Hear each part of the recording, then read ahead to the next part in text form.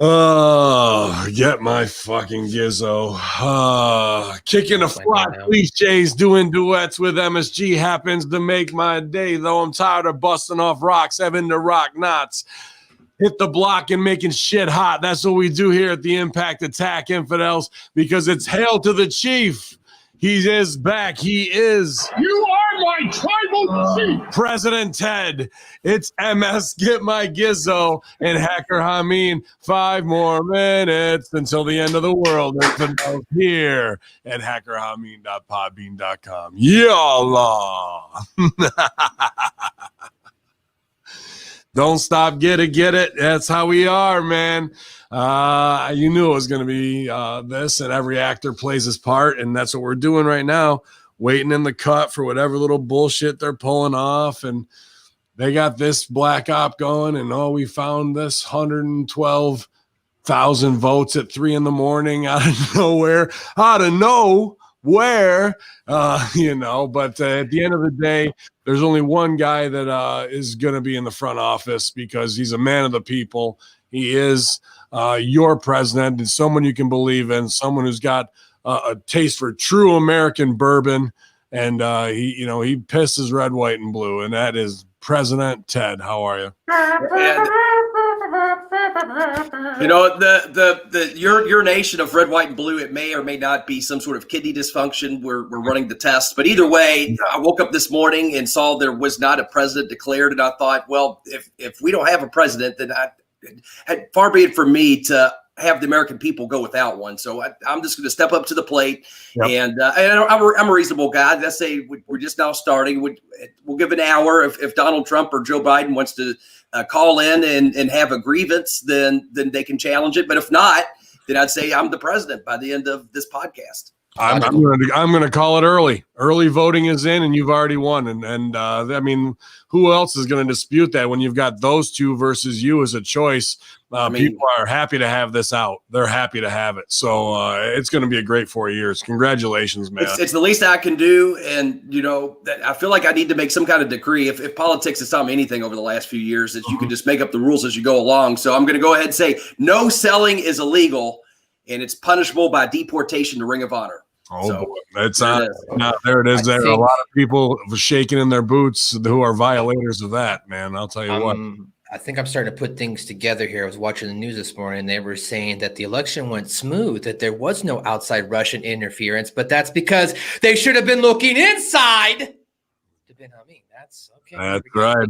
It's hack me out the inside to the outside, shadow gate all day long. And yeah, I said, you know what? We're going to bring the whole Impact Attack set down into the silo. So MSG, he had a private show last night. He was the only one in the crowd, and he's going to take the whole ring down by himself, which is the ultimate rib. Yes. So flat brim hats forever for Bello. We'll see what happens. It's curved. That's not a curved hat. Take that thing off and really give her a fold. We're talking about a real rib. You're gonna have to set the ring back up and then tear it back down again. Right, I'll go get a different hat on. I'll go put a different hat on. That is horrible. We for a short period of time when Al Snow and the group of investors bought OVW, they actually were investing in a boxing company as well called Top Notch Boxing, and we ran not a cross promotional show. We just ran a boxing show at the Davis Arena, which was kind of cool. But anyway, they had a 3-man ring crew for a boxing ring, which is a hell of a lot harder to set up than a wrestling ring. I couldn't believe. I mean, literally, it took all day for them to set up that damn ring. I was like, it would take a lot of money for me to be part of a 3-man ring crew just for a wrestling ring. You know, it was an awesome ring crew. Oxen Hammer, Jake Hager, Aaron the Idol Stevens, Casey James, Vladimir Kozlov, and Amish Roadkill. The ring was up in about 3.5 minutes, bro. Like, those dudes could move some steel, bro. Atlas DeBolt. Jay Bradley. I even put him over. Jay Bradley. Yeah. Dude, those dudes can move some wood and steel. You better be ready to hustle, man.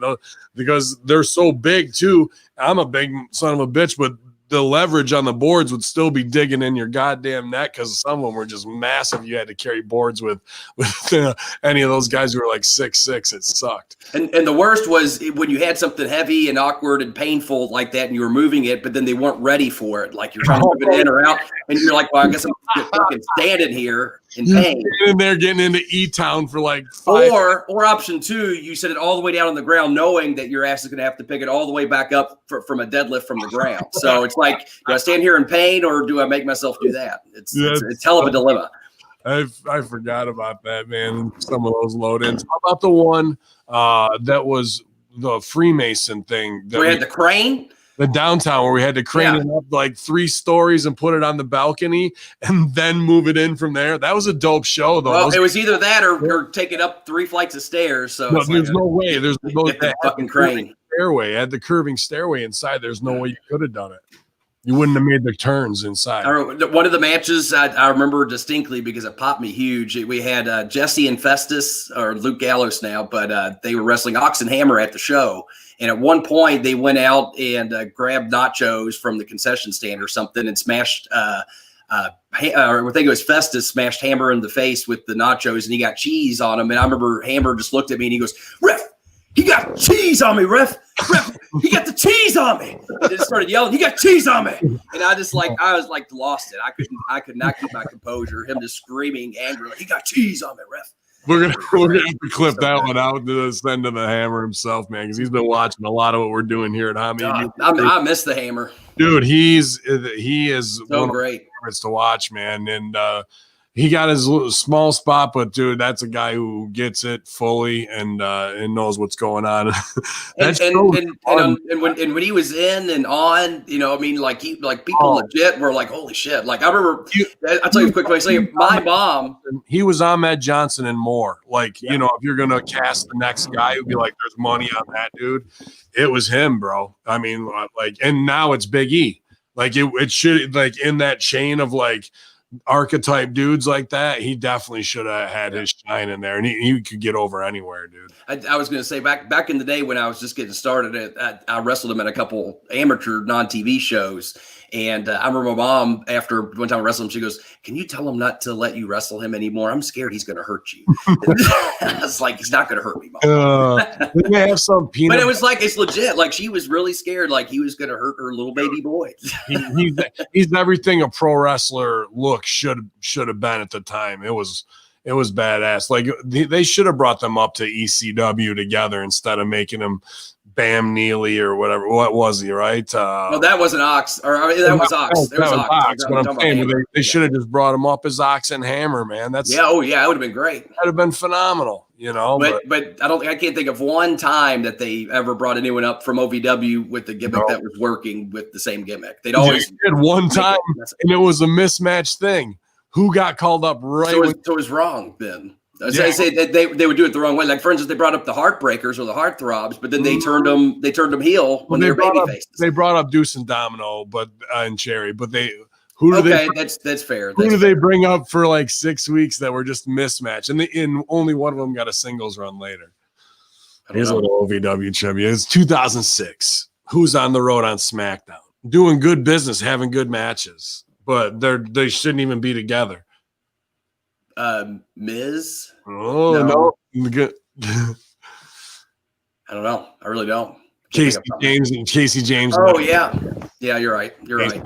And they're like, and then Casey and Cassidy are killing it at OPW. It should have been them on the road, you know, getting ready together, and then Damian Sandow. They basically were like that FTR type gimmick way before they ever were probably even starting wrestling. Yeah.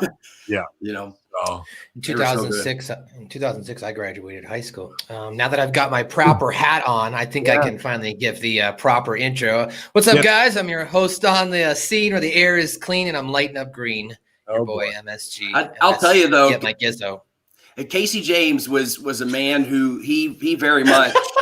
Oh, sorry. Yeah, Casey James was the next Mr. Perfect, and they fucked that up too. And then But I just wanted to say a real quick story. He was so meticulous in the ring, he was so good, and he always wanted to go off, without a hitch. But of course, it's wrestling, and things often go off without a hitch. I used to be scared to referee his matches because he would get so mad in the moment, and later he'd apologize, sorry, because he wanted it to go perfect.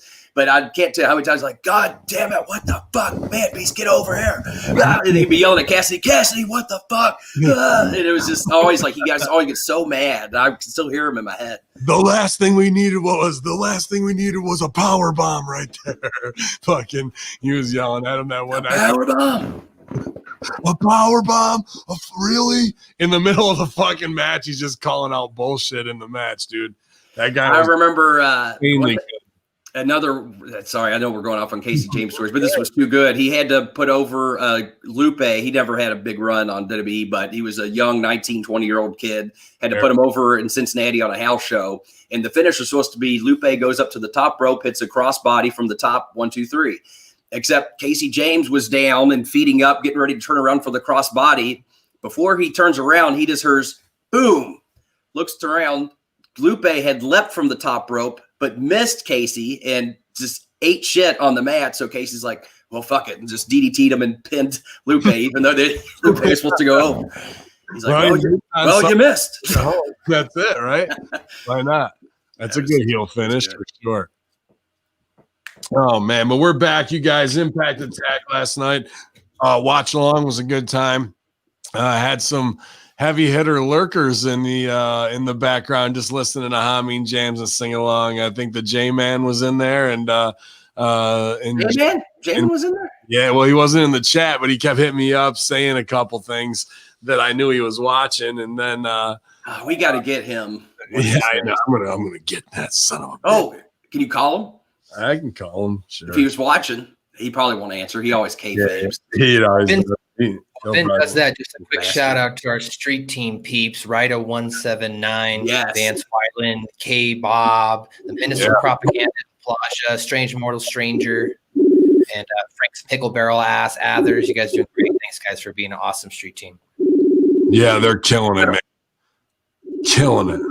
It's humbling almost, way beyond our expectations, but we're internally grateful and appreciate you all doing that because it's helping us get getting us out there to the masses, and it's helping. It truly is. Of course, Jamin kayfabes is I know he's gonna that bastard.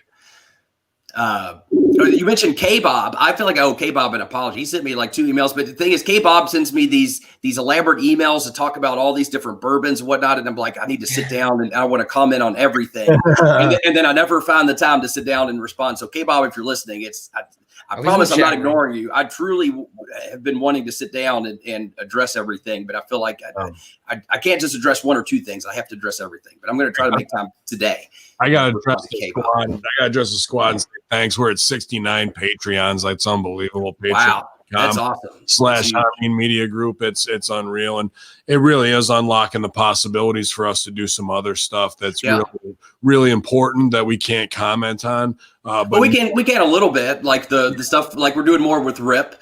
And so that's helping to fund some of that because he doesn't know what the fuck. So I mean, he knows as far as technology and podcasting, and y'all know what I'm talking about. Obviously, when it comes to wrestling, he very much knows what the fuck.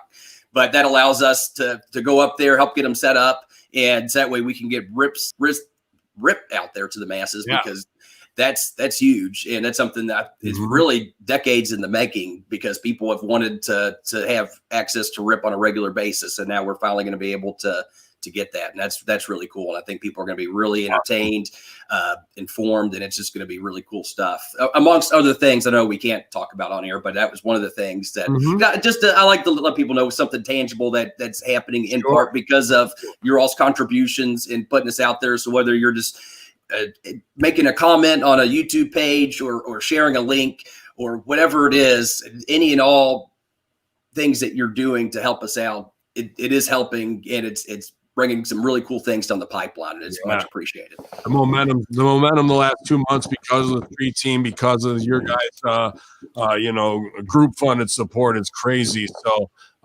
That's what, like we do everything HMG, it's all to grow. And actually we have the vision of where we're going in 2 years, but the growth is just beginning now. The birthing pains are just beginning now. So we're excited about it, man. And especially what we're doing with all the people that we've been with for years and years and years now, helping each other shine. It's awesome. So. Yeah, also, I just want to shout out not only the Street Team peeps for putting it out there, but just the listeners that have been coming along. In the last month, we've gotten like 1,300 downloads on our personal feed for our South Park podcast. Killing it, bro. And the audience has doubled. So, I mean, we've literally jumped up 50 to 60% in listenership. So, appreciate you guys. And, of course, shout out to Rad Rob from the R&R Pod Network for hosting us and his show RTW Rewind with Tracy Smothers tribute show where he interviewed him, and the author is up right now. So yeah, Big Ray loved that new show, that new throwback show. He's excited about that, man. Welcome to the Hamin media platform. What a great sound, what a great professional show to add. We were looking for somebody to kind of pick up that baton and run with it, and we're glad to have him as an affiliate and to shine. And also WPMS joining the Hamin media group YouTube page. You guys really enjoyed that show as well, and we're going to give them a shine. But the War on Morons is your 6-star Star Search winner. So it's going to be all a great build from here for them. So congratulations. So they're going to be on HaminMediaGroup.podbean.com, on the iTunes. Hamin Media Group is affiliate, and I'm sure on the YouTube as well. So video is ready to go. I have to upload it, or Ted can upload it, but we can get together and talk about it later. But yeah, so they got video content as well. So that'll be coming. Yeah. So we appreciate you guys. I'll go ahead and say if we have it ready to go, I'll make sure it's uploaded today. So yeah, it's in the Gmail. Hamin Media Group YouTube. Please subscribe and enjoy the great content that we're going to continue to push out there. I was telling Brittany though, if they're doing the WPMS show, maybe it should be a monthly show. It's that way, it's that time of the month. WPMS.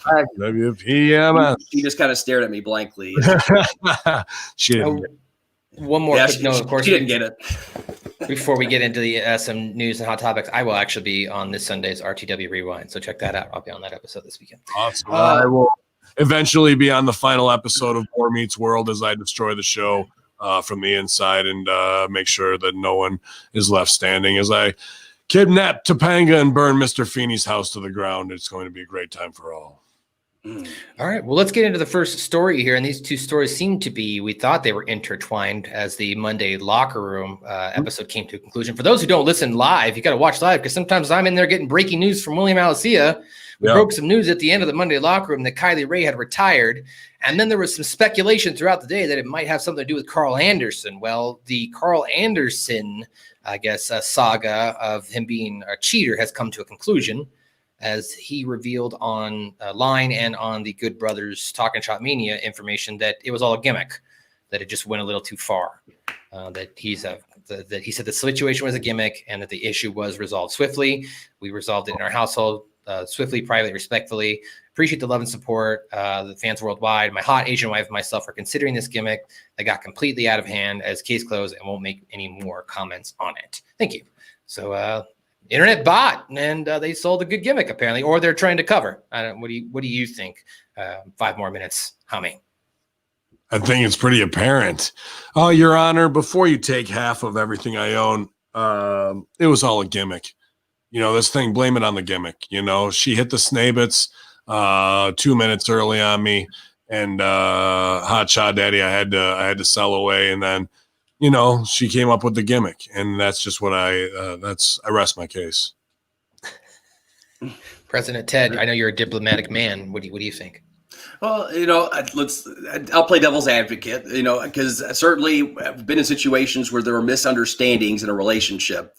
And so perhaps, just throwing it out there, maybe a situation where he was with a member of the opposite sex, either late at night or, maybe, for some business reasons, he was working with a female and his wife found out about this and thought, well, if he's keeping a secret, then it must be cheating, when in actuality, he was doing something business related, potentially.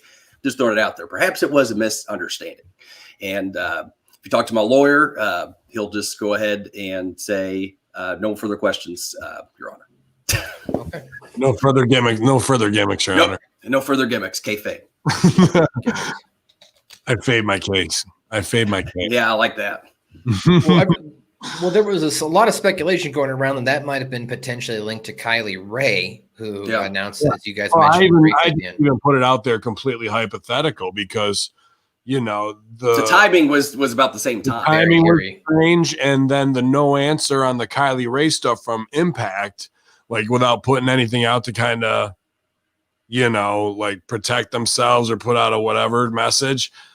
Would just, my own wrestling locker room paranoia and like bullshit stooge report. Like, is that really one influencing the other? Their silence, is that protecting what might go down as a big bomb and hurt a guy's family and all the other stuff? Then she's engaged too. Like, their silence adds to the pile of questions of what ifs, you know what I mean? That are could be completely hypothetical and intangible, but your mind goes to that when you have a close-knit wrestling bubble and something goes down in two, like, something's that there might be something related there. And that's just the conspiracy horseman mind in me too. Yeah. But that's also why it's important. Usually if something comes out, it's questionable. It's just to be open and honest about what's going on, because it's probably not nearly as bad as what the hypothetical is.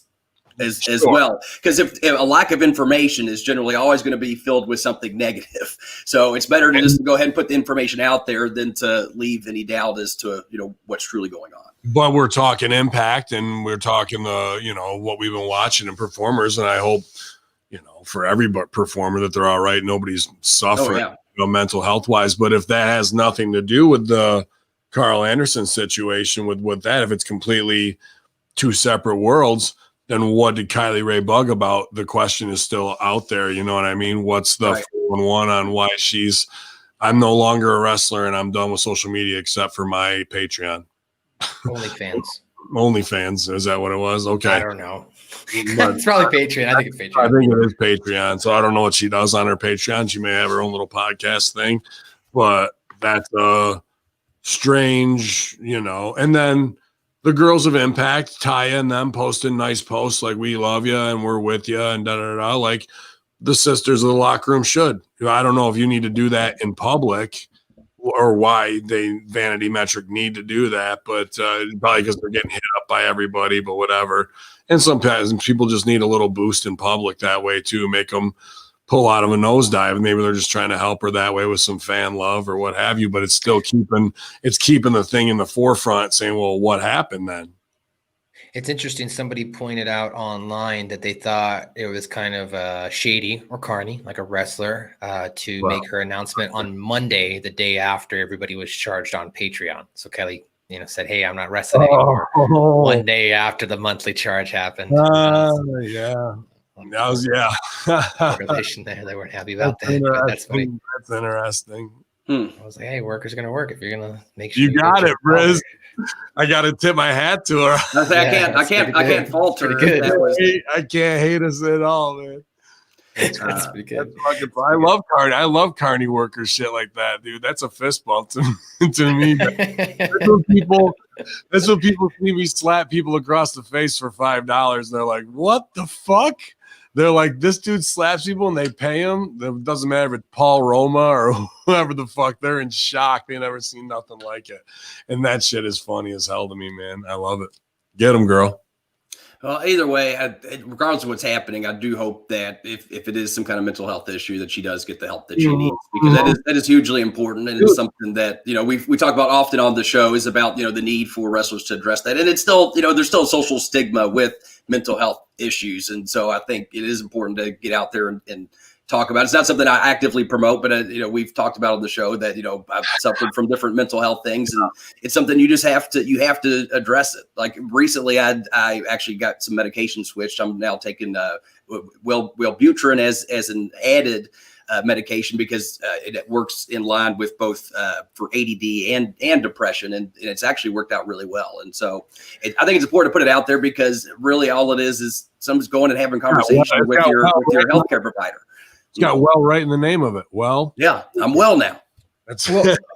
I want I want to ask this before you continue on. Yeah, do please. you believe it's interest? I mean, I find it interesting that she chose, or that she kind of had this mental breaking point potentially right now when there isn't a lot of wrestling going on. It's not like she's heavily on the road or she's taking a lot of booking.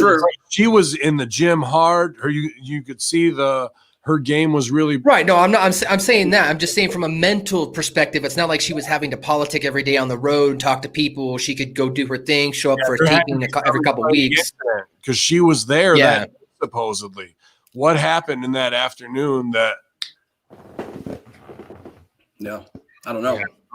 And to that point, I think some people also have that drive. If you're not constantly going from town to town, if you're someone that's just zeroed in on what you need to do to stay relevant, I mean, I can imagine it could make you go crazy right now when there's not as much to do. So it's just train, watch tape. You know what I mean? I'm not saying she's necessarily doing that, but one could be so neurotic about wanting to just be present and be good that they go crazy because they don't have enough work. I got to ask, and maybe this is just a fucking dumb question, I guess, but I've seen it. We've seen a lot of people have breakdowns in wrestling.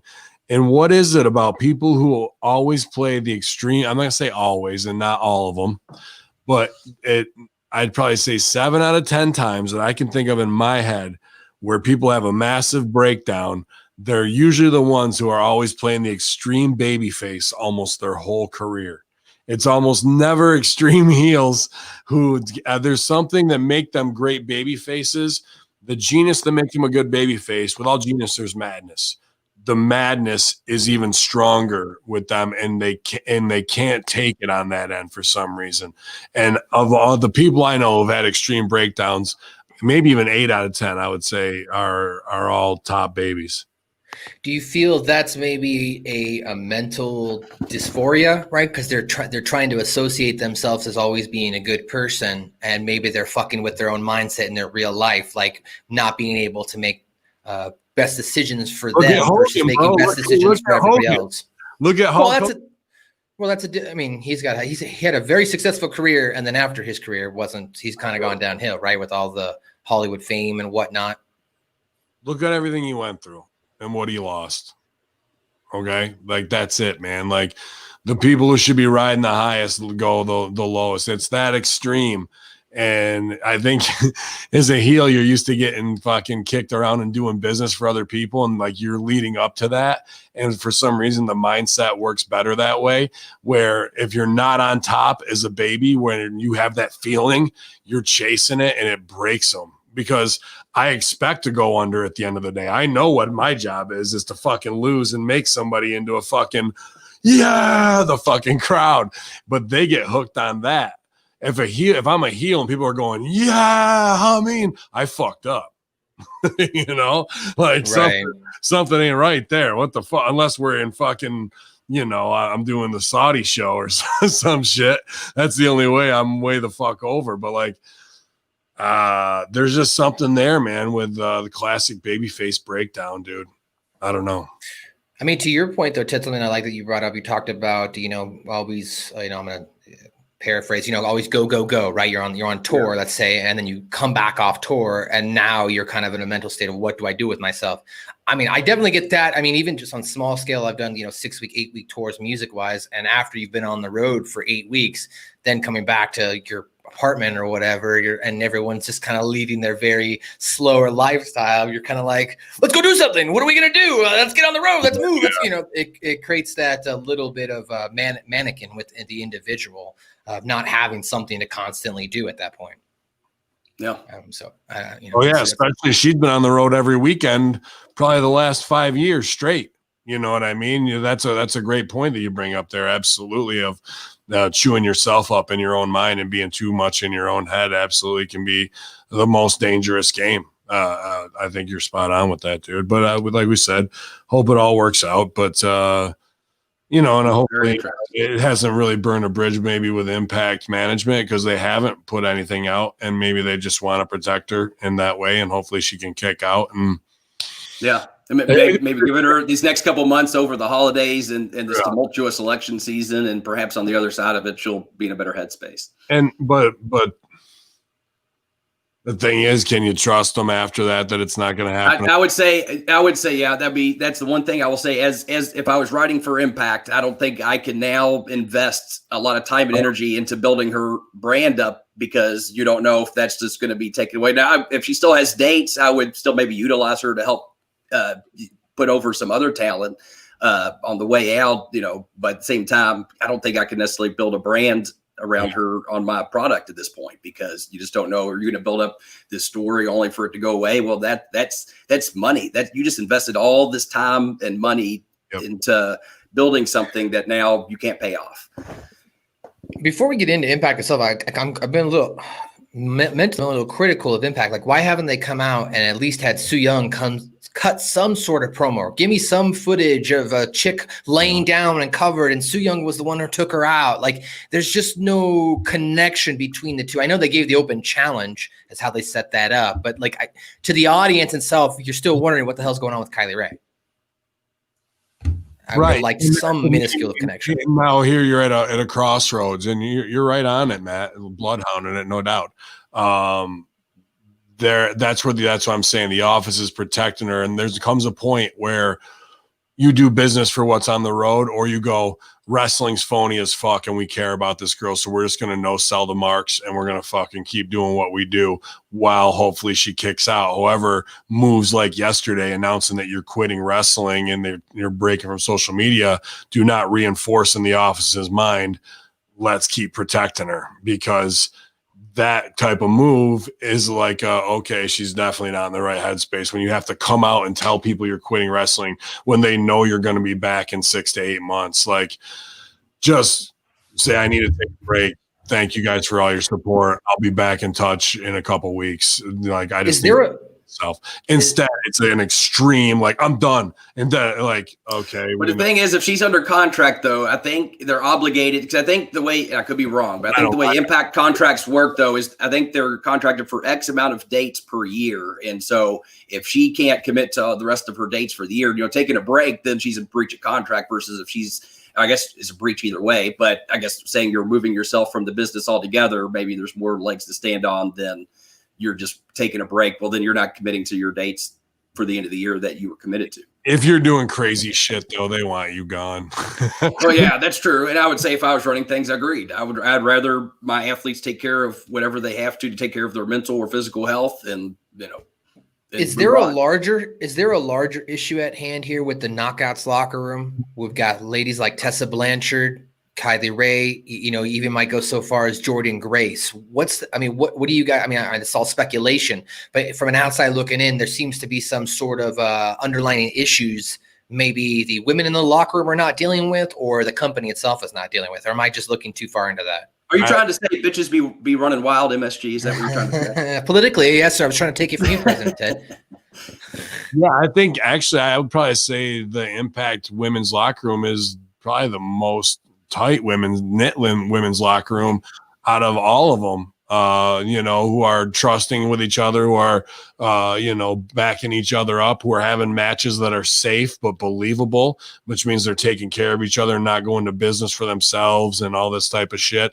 So the wrestling reinforces that their locker room is the most caring of each other. Now, that being said, we're all wrestlers and this is a freak show. And, some people are going to have mental breakdowns no matter how much you love them and care about them, dude. And like I said, I can name half a dozen right now from OVW alone that we've seen do some wild shit, bro. And for no reason, no real reason, whether it's addiction overcoming them or life overcoming them or whatever reason breaking them down. I've seen this before. So you can be as much of a good brother as you want to, but you still got to let them go, because it's like, am I going to jump in there and get fucking cut too for no reason? Like, they're going to hit rock bottom. We'll help pull them up once they do, but they're just like a Tasmanian devil.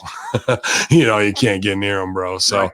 And I think it's a different dynamic than it used to be, say, even 20 years ago, where, you would have a proverbial locker room leader that would make sure people got their shit together. But I feel like nowadays you can't you can't necessarily do that because now you're playing politics with people, right? and now you don't know if they're going to turn around and either make up this story or try to throw you under the bus or something like that because they didn't like how you came at them, even though you're just trying to protect your locker room. And so I think it's one thing to have a caring locker room, and I think that's all well and good, but I'm not sure. I'm just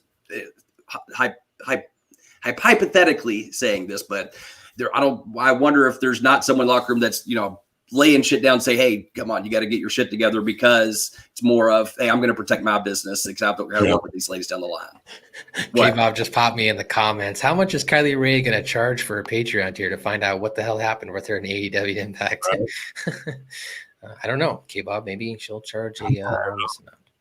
But that's some of the news bits here, guys, before we get now into the Impact Wrestling review. Of course, you can also come back tonight right here on twitch.tv/Conspiracy Horseman for another fine, I guess you might say, election halftime show. It's not because we're not at the end. We're probably at the half point because they're saying we're not going to find out the results maybe till next week. So this is the halftime.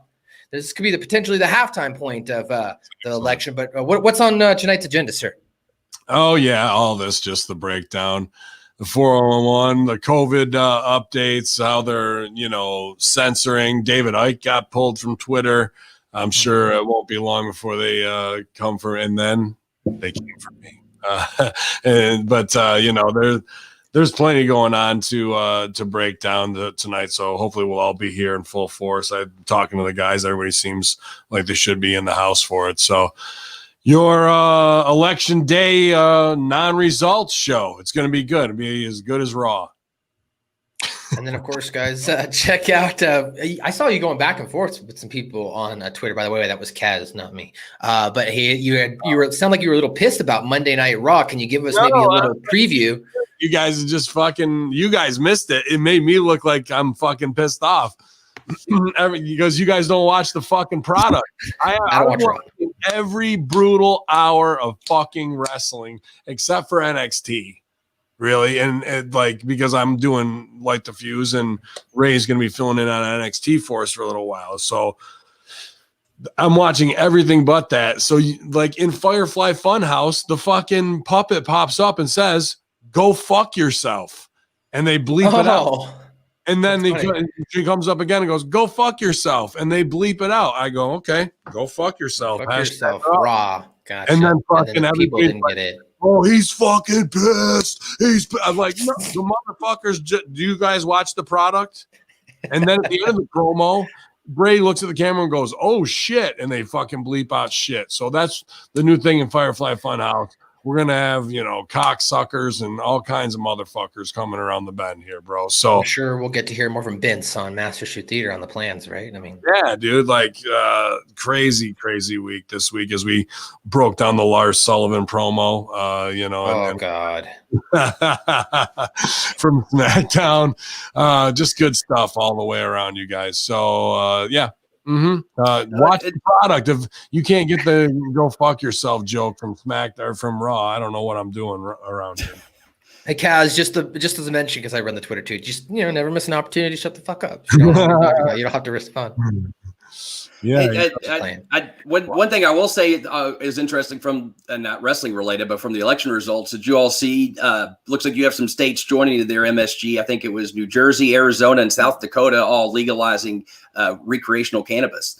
So I thought that was, especially I will say as a healthcare professional, I get patients all the time that continuously ask me about the benefits, and I can never advocate for it because it's legal in the state of Kentucky. But at the same time, I still, as a medical professional, feel obliged to say, while I can't actively recommend it because it's illegal in this state, I can tell you based on the research that there's really relatively the side effects or the detriments of taking it are far outweighed by the benefits based on the literature that's out there. So I think for getting hungry, hanging out. Well, I just think be more focused. Even though it's recreational, I still think there's people that are going to take it for either mood or pain or things like that. It's going to be a lot more accessible to them. So I think actually for healthcare and the medical community, I think that's actually a big win. And so that's something I wanted to bring up earlier, but I thought that was kind of cool and at least something good coming out of this election. Yeah, personally, I probably ingest more cannabis near bedtime. It helps me sleep for sure. I mean, I don't sit around all day and get high because I got too much things to do. But I mean, there are times where maybe I'm stressed or something like that. I might puff something, but definitely more at night. Like after a long day and your brain is still working, you're really trying to get to sleep. I have a little bit of insomnia at times too, so it helps me fall asleep. But yes, Arizona legalized it. I'm happy about that. I got tons of friends out there, so now I can just I mean, in theory, I could just jump in my car and take it with me and not get in trouble when I get across that straight line. So you're in trouble. Sure. Oh shit, you're in trouble. You're in trouble. Speaking of in trouble, you can check out the brand new episode of Suck My Balls. The season 3, episode 13 review. Starver Marvin is up with special guest Andrew Bello. Joins us this week. So that is up right now on Hamin Media Group and all available podcast outlets. All right, let's get into Impact Wrestling tonight. Unless, Ben, you got something else. Yeah. No, I'm just going to put my glasses on. My eyes already hurt, and I got a long day ahead. All right. Well, Tommy Dreamer looks like he might have a couple weeks ahead of him, as tonight's show starts off with Scott D'Amore getting off the phone with Johnny Bravo, trying to get an update. Sorry, get off the phone with Johnny Bravo's doctors, trying to get the update on Johnny Bravo. And then Tommy Dreamer does come in, asks him what he heard. D'Amore says that he's currently in an induced coma. And then Dreamer, dressed up as, I guess you might say, Sherlock Holmes, decides that he's going to embark on a mission to begin his search on who shot Bravo. Mm-hmm. I like this. I like the continuity of ending the show with something and coming right back into it from the next week and starting right back there. Yeah, I would have even opened right with a scene, but it's funny with the Sherlock Holmes hat, and Tommy's the guy to play it, no doubt about it. But the setups on these were a little lackluster until we got to the big group scene. It's what I wanted in the interrogation, but we needed a completely dark room, one light overhead, making it real like sweaty, a cigarette burning, like all that. We needed all those shots, and they just did the setups with the mouth, which I liked, but that's like one of 4 shots that we needed to complete this scene and really set the lighting up the right way to really make it the quality of everything we saw at Wrestle House. This could have been on almost any indie show, to be honest with you, man. Like this was, to me, I was like, oh, it just stung a little bit, that the attention to detail of recreating what we already know in our head. You got to meet that standard. If you don't, it kind of stands out really bad, dude. And the content was all right, but I was just lost in not having the scene, because the Impact's been so good at that. It doesn't matter if it was Sammy and Eddie Edwards doing the psycho stuff. Like, there was a lot of attention to detail and all that stuff, man. And that dude, Artie Evans, who I guess, is the barrister, the lawyer who was brilliant on this show, was the big hand in Wrestle House. How is that not getting done? Because that's not a big ask to get those types of things done, man.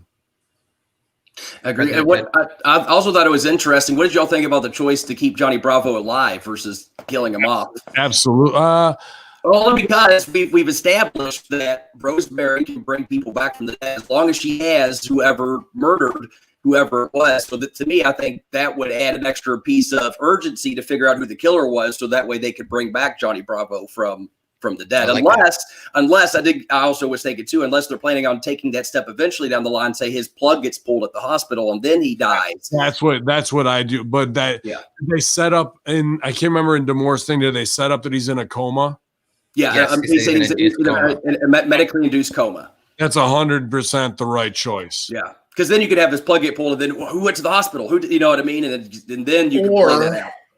Or they go the opposite direction, and Bravo comes out of the coma with amnesia, and for the last year doesn't realize what's happened and it thinks he's a referee or something like that. No, that's they do all that stuff. Trailer Park Boys did it. Trailer Park Boys did this with Ricky, and to bring him back, they all fucking hotboxed him in his fucking trach tube to fucking get him stoned, and that's how they pulled him out of the coma. So you're saying they should have the Rascals come in and smoke him up? Really could, bro. I like it. They could do the Kill Bill thing in reverse. Somebody could come in and fuck him while he's dead there, you know what I mean? You could do all that stuff if you wanted to. Week after week, just checking in on Bravo and his limp body there for 6-8 weeks. You can have everybody coming in to visit him every week. It's somebody sitting with Bravo at the hospital doing a scene. Dude, that's fucking hilarious, right? And then in the end, they're all there and they all have to pull the plug on Bravo. He dies Rosemary brings him back. Then he's Zombie Bravo, and he's fucking undead as well. You fucking that's that. Now he's part of the real undead world, and he's got all that to play with as a dead guy from that side of the Beetlejuice universe that we loved in that, right? So and now he's interested in Su Yung because she's the undead bride. I don't know. do all that. Yeah, that's true too. And he could wake up and have amnesia. You can do the fucking General Hospital. There's 15,000 soap operas you can play out that way. So what do we say? There is no wrong. That's I mean, people make bad choices, but we have choices. Which way do you want to go? And this is because we've created these worlds of wrestle crap. Now we are at the point where we can have the conversation. Do we pull the plug on Johnny Bravo and bring him back as undead, or do we have him wake up and he has amnesia and does the fucking Kill Bill? Like, that's the beauty of when you finally get to doing long-term business in the absurd and your audience follows you. You can finally get there to make these wrestle crap choices that make 100% believability, because we're creating a fantasy world for our viewers, and we're paying off psychological things and references from 16 weeks ago when you were watching, because every detail matters. The smallest detail is what will tie in at the end of the scene to give the audience that feeling for spending their time watching. And they've done a great job creating that world to get to this point to have those choices to make.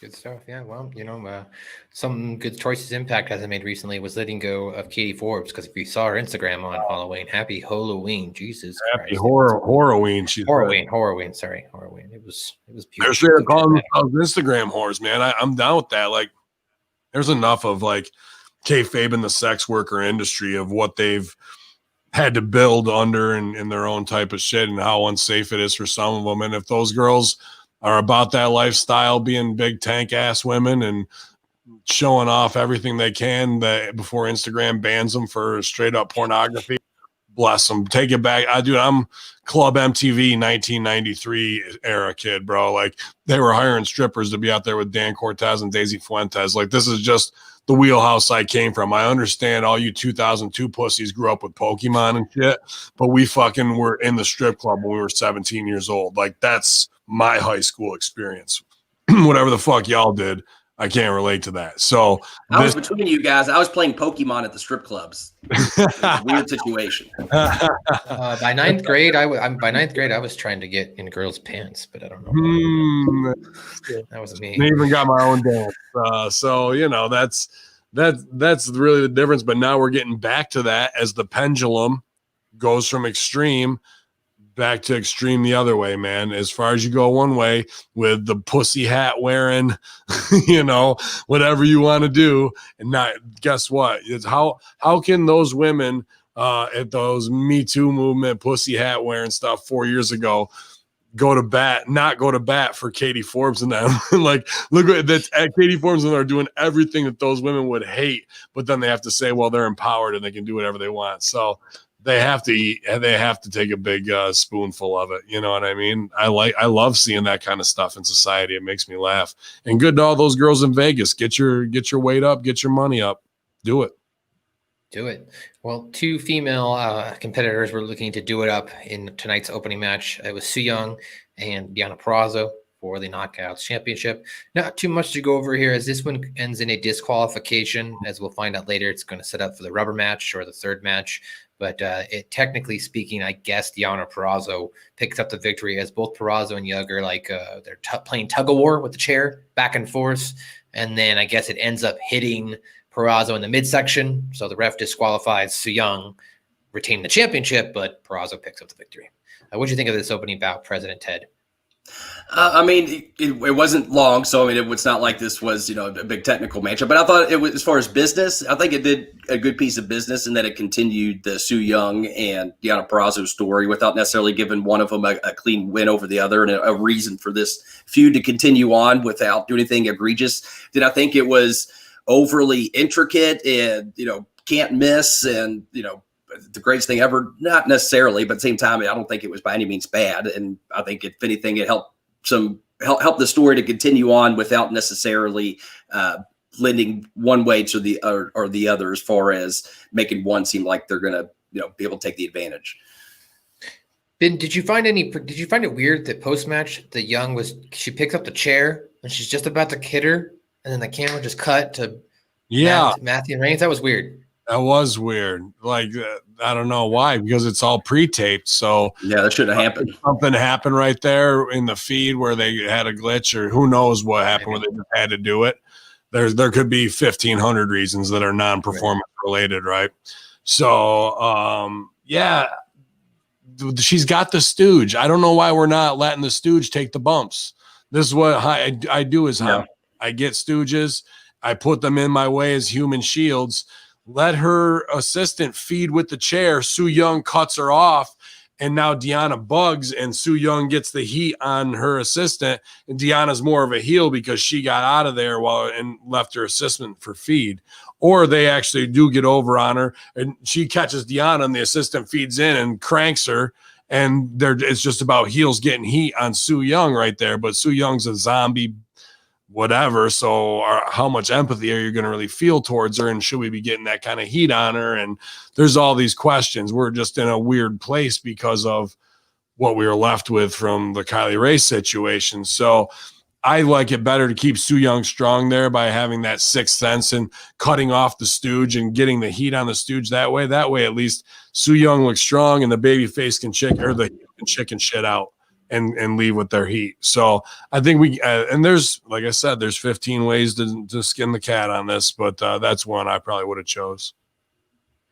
Well, following that, we got some great backstage interactions with Scott D'Amore. The first being Heath Slater and Rhino come in, and they're already sat down. Which after our conversation last week, this has just made the scene even better now to kind of understand what was really going on, right? So they're sitting down because obviously they don't want to walk in and have Scott D'Amore see him in pain. Scott D'Amore even makes that note, "Oh, you guys are already here." Sits down with them. They have a conversation. Well, D'Amore picks apart his hernia injury. Basically tells him, look, the contract's going to be here when you come back. Don't give me this carny stuff as Heath and Rhino walk out of the room. And then did you want me to move on to the next section, or do you want to talk about that first really quick? No, it's great. I mean, they're going in to get the contract and put it up in no sell. And then when they sit in there with D'Amore, it's what it should be. D'Amore knows he's not just a dummy. They could have played it that way where they know sold, but D'Amore knows everything already. People were saying you look like you're hurt. So they're playing in the reality, and I like that. And like I said, I put D'Amore's performances over the last 5 weeks in all these situations, from Eddie Edwards, Rohit Raju, Eric Young. He's really added to almost every scene, even saving the scenes for the lawyer stuff. Very good stuff, right? But this week, I kind of got to have a little issue now. I don't know if you guys felt this way, Beast, but D'Amore is now, this week, the scene was about D'Amore, and it wasn't about those guys. It's about his performance shining and being a crafty motherfucker and being able to talent handle, instead of just managing the problems that talent are coming to him with. It's more about watch me work these motherfuckers. Did you feel that way? Not necessarily, but now that you bring it up, it was very focused on him. And so I don't know if maybe that was intentional, so that way he's used as a device to be an obstacle, and that was more of the business to show that Scott D'Amore is going to be an intricate obstacle to overcome. And that's the story of Heath having to figure out a way to outsmart Scott D'Amore, who clearly is an intelligent man, or if he just got caught up in the story and it happens sometimes as a performer, you kind of lose sight of what the business is, and you can't help but try to put on the best performance you can and end up outshining the business you were trying to put over. Did Impact, you guys think, miss an opportunity here? Because it looks like they wrote off Heath, is what I'm gathered from this. He's going to be off for a little bit. You can't do nothing with him, man. Here's my counter argument to that. You could still have him do skits. Maybe Scott D'Amore's about to put him in a match every week, and him and Rhino have to come up with different ways to get him injured and get him out of the match. That's 100% the game. Absolutely. That's how you get I thought you meant like you can't have him like out and moving, bro. A hernia like that is fucked. But now you can't play that wrestle crap world because they stooged it off in this where they went real, and he gets up and walks out and stumbles. Well, that's what I'm saying, yeah. So that was our chance. That right there was the why in the roads. Which way are you going to go? And they went the other way. We can't sign the contract. Now I got a K-Fizz Briz for 8 weeks in some fun wrestle crap storytelling kind of way. We can't go back to, we made that choice. Well, no, I'm not saying go back. I'm just saying Impact Wrestling had that opportunity. That's all I was pointing out. They did, sure. but then now here's the thing. Impact's going to impact. We've seen this before when they fucking brought in Brian Myers, or when they brought in Heath, and he was going to be the ass whipper Stone Cold, and that got over for about no time. And in 2 weeks, they put him right back with Rhino doing the comedy I Got Kids thing to get over, right? So here we have a road, and it's about to split. One way is to go do wrestle crap comedy, which is playing right into Heath's strengths and something we all believe in. The other one is now Heath is a fucking hot prospect like Jeter, and fucking he's just gonna do it his way. Well, he's fucked up, so how's he gonna? And now what are those scenes gonna look like? And that's an all new range for Heath and Rhino in this reality where we just want to fucking get to the joke and somebody gets gored to fucking save them. So is Impact gonna go fuck, put her in reverse, boys? We got to go back and we got to go down the road we should have gone. We've seen them do it before plenty of times, man. So this is a choice. Is it the best choice for them? I don't think so, but they made that choice on air, and now it's going to be hard to correct that to get back to wrestle crap. Well, after that, Heath and Rhino then immediately left, and then Perazo's legal barrister, R.D. Evans, comes in to talk to D'Amore about what just happened towards the end of the match. D'Amore says that he completely agrees and that he's going to go ahead and give Perazo another opportunity, but this time, no worries, it's going to be no disqualification. There must be a winner. You're happy with that, right? Yep, you're happy. All right, have a good day. Then he say, can you look over this contract for me? Yeah. I want to make sure I'm getting the best deal. But I think now you pointed out more with them having both scenes like this back to back. Yeah. Is so good right there, right? That makes D'Amore more of a heel, likable fuck you character instead of serving the scene. And it's not wrong because there's great things. We love Boba Fett and Star Wars, but now we have the Mandalorian, right? Like the sidebar story. So does the B player or C player in the scene, which is what D'Amore has now been, transfer and become the A player in the scene and we focus on his world? Yes, we absolutely can. But where we went this week made that change. Now, if he goes back to being the B player in the scene, it looks like he just went into business for himself in these scenes, is what I'm saying. You know what I mean? To become the main character. Just something I noticed because I've been really enjoying his scene work is all. That's directing. Well, after that, we got a traditional wrestling scene where two guys who are not partners are happy to be on a team together, and they're gonna go out there and kick butt. And that was Rich Swann and Eddie Edwards. I don't know. This was they were singing his song and having a good time, and it was dumb. Two happy guys. It was dumb. They're just happy. They're just happy. Just let them be happy, MSG. Come on. I guess let them be happy. I would like them to be real happy, not forced fake acting happy here. Yeah. That might be as real as it really is with those guys, dude. Oh God. Then they are best friends, like the best friends on AEW in real life. Like, that's the weird little, you got to see the man-child side of the ROH crew 2010. They interact like that for real. They have little buddy ribs, but the reality for TV hasn't been set up like that. Right. That's what I'm saying. That's more how they really act in the locker room. I will say, back in the day when we did the joint show with Ring of Honor, I remember, I guess the rib then was the American Wolf song, because they had the woo, dun-dun-dun-dun-dun-dun-dun-dun. And I can't tell you, I heard it probably about a dozen times a night from different members of the locker room where they go dun-dun-dun-dun-dun-dun-dun-dun-dun-dun-dun-dun, just singing the song together. So that really is a real thing on how they kind of. Well, I know, but to Ben's point, though, I mean, Eddie Edwards has, had this huge transitional character change in the last couple of years. For him to be backstage singing with the dancing guy, Rich Swann, it just doesn't make sense to me. Yeah, it's not consistent. It's not consistent at all. And that's them getting to play wrestler in front of the camera and stuff. Not to mention, then 2 weeks ago, we had Rich Swann, angry as all hell and ready to take things serious. And now he's singing theme songs backstage. So it's kind of, there's it's not consistent. That's what it comes back down 50-50 booking is what it feels like. If you want Eddie to be Dreamer circa 96, 95, he's got to walk in the room and be like, I'm a fucking champ. You're a champ. Let's do this, champ. You know what I mean? And then kendo stick and we're out. Here's one thing guys in my generation have kind of forgotten because of being the elite or whatever and exposed all that, where they think people still want you to be a star. They want you to be the archetypical badass, bro. And if you're the Boston Street Fighter, he really isn't coming in doing those kind of spots, right? So like Eddie, I want to see Eddie just fucking get on somebody, headlock and whack, whack, whack, go to work on them. That's fine that you show that you guys are boys in real life, but that didn't really shine either of their characters much, did it? Nope. No. So, well, after that, we got our next match of the evening. It was the Ultimate Finesser Chris Bay taking on the Rascals Trey Miguel here.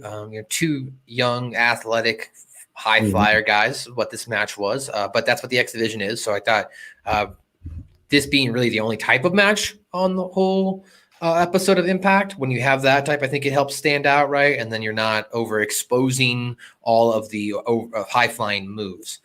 So I like that. I like Impact's format tonight, or at least not overexposing the X Division itself. But in this match, Chris Bay hooks the leg on Trey and gains the pinfall victory after he hits his what's called the effortless cutter. And the winner of this match was Chris Bay, and he's going to go after Rich Swann later on, which we'll get into, as Rich Swann has a large target on his back. But what did you think of this match, Dr. Ted? My thoughts on that style of match notwithstanding, I thought it was fine. It was good action, and at least it was a far cry from anything that was horribly business exposing. They at least tried to put each other over and take the time to register. And so I thought this was again, I like that with Impact you get like a smorgasbord or a buffet of different styles and things. And so I think this helped to satisfy those fans that are wanting this fast cruiserweight X Division style action. And again, not getting into all the nuances, because I always get into how that style match. I think, given the fact that I usually am not so keen on that style, I thought these guys actually did a pretty good job, all things considered. Yeah, that's how I would have done all the moves too. I do all the moves. Nah, man. I'm glad they're on the show, because that's not what I do. I wave a flag, I rip somebody's eye out, I fish hook them, kick their legs out, Garvin stomp them, put them in the corner, headbutt the shit out of them, give them the Ming package, cane uppercut, fucking Beal, snap, roll through, big leg drop, turn you over, Yokozuna balls on your back, camel clutch. That's it. Camel clutch. All right. So that's my match. I'm glad I don't got to do what they got to do. I suck at arm drags and Japanese hip tosses and things along those lines. Well, after that, we got another edition of the Locker Room Talk as it returned, and I'm pretty sure Impact Wrestling listened to me last week, because we find out in this interaction between Tennille Dashwood and Madison Rayne that they're going to be a tag team. And I was like, yeah, all right, we'll put them together. Madison's talking out this shit every week, so yeah, put her back in the match. If she's better than everybody, that she needs to be out there. But I'll get into that here. So she welcomes the Locker Room Talk with the coast course, Johnny Swinger, guest Jordan Grace, and Tennille Dashwood arrive. Grace tells Rayne she's confident she'll find a partner before the Knockouts tag team tournament in 2 weeks. Grace thinks maybe her and Dashwood might be an irresistible force, but the Dashwood ends up saying she would rather team with Rayne. So she asks herself if she'd like to be a partner. They end the scene with them taking Instagram photos with Caleb with a K after Jordan Grace throws his phone in the trash. Thoughts? I popped when Swinger said he takes 10 D balls a day. They let him get rid of that and get away with that, but that was funny. And then he fucking reaches in the fanny pack for gimmicks. Gimmicks? But yeah, man, this was a rough scene because they weren't passing the focus the right way, kind of. And then when it was supposed to be on Tennille and she's on her phone, well, that says to your audience, if she don't care about this scene, why should I? You know, sure, she's sexy. And then like one girl's got a party dress to go on up clubbing. The other one's got a sundress on to be out in the morning in Florida.